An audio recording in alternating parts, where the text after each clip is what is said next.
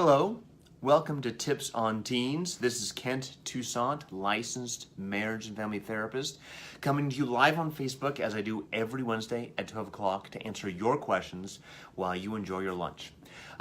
We are located in Woodland Hills. I'm the clinical director and founder of Teen Therapy Center in Woodland Hills, and I specialize in helping kids, teens, and families live happier lives. Here is today's question sent from you. What can I do to help my son get over his shyness? The only time he hangs out with anyone is when his older brother has his friends over. He has no friends his age. He's extremely shy and afraid to even talk to anyone his age. It's like he has zero confidence, and I have no idea where that comes from. His mother and I are very outgoing, as is his older brother. We thought he grew out of it, but he hasn't. It's concerning because if he stays this way, he won't be able to get anywhere in life, and I imagine he'll be very lonely as well. Another great question. Thanks for sending it in. So the first thing I think we want to do is let's rule some things out, which is probably going to need some more assessment. The top of my head sounds like there's some really significant anxiety going on, and that may be beyond just his temperament. He's more of a shy kid than everyone else in the family. There's some significant anxiety going on because he's not connecting to anybody. You also may want to rule out, are there any developmental delays? And again, you can go through testing to make sure there's no anything on the autism spectrum or whatever. We have a psychologist in our staff, but there's several psychologists in the LA area who could probably help out with that. But you want to make sure you find someone who really focuses on kids and teens. That's really important.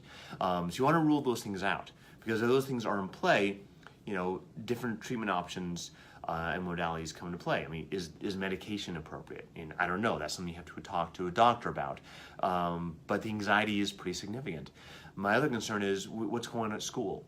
Is he being bullied? Is he sitting by himself every lunch, always by himself? And that's the problem, because school is not just about learning your arithmetic and your penmanship and your science and history. It's all about socializing too.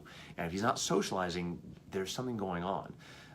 You don't want to just force kids into doing things because it's just going to make them resent it. But you want to try to get him involved in something.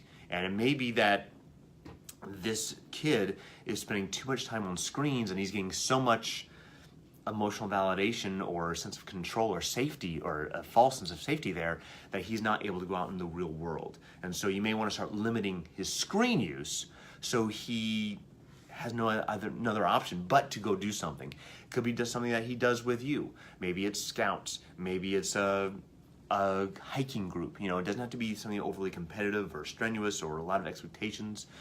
Just something small where he just starts connecting with people. Maybe think outside the box. Maybe he's a kid who likes fishing. I don't know.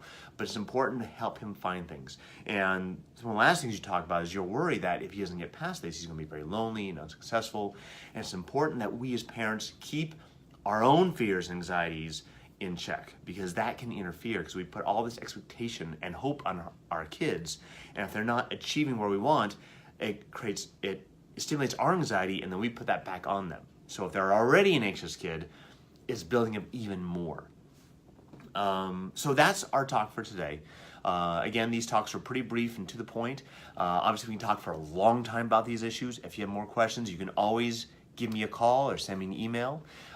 If you have questions you'd like answered here every Wednesday at 12 o'clock on Tips on Teens, here on Facebook Live, you can email us at tipsonteens@teentherapycenter.com, or just message us right here on Facebook. We'd love to hear from you. Hope you guys all have a safe, healthy, and happy new year, and I will see you in 2019. Bye-bye.